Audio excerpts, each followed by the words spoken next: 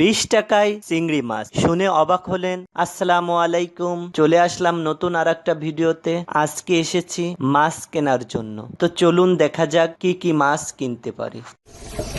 ভাই পাঙ্গাস কত করে ভাই? পাঙ্গাস মাছ এখানে 200 টাকা করে কেজি চাচ্ছে। কত রাখা যাবে?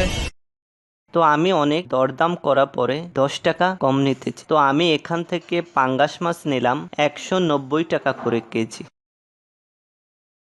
কই মাছ এখানে একদম 200 টাকা করে কেজি। পাঙ্গাস মাছ বর্তমানে গরিবের মাছ হিসাবে পরিচিত। ইলিশের যে দাম, পাঙ্গাস মাছ দিয়েই ইলিশের কাজ চালাইতে হচ্ছে। পাঙ্গাস মাছটা আমি এখান থেকে কাটিয়ে নেব।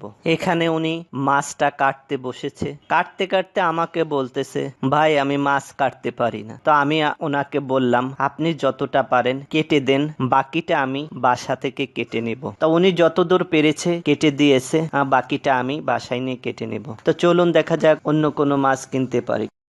এখানে সুন্দর বাইম মাছ এসেছে, তো দেখা যাক বাইম মাছ কিনতে পারি কিনা। ভাই বাই মাছটা কত করে দিচ্ছেন? 460 টাকা করে। কত রাখা যাবে? আধা কেজি নেব। আধা কেজি 230, 20 টাকা রাখুন।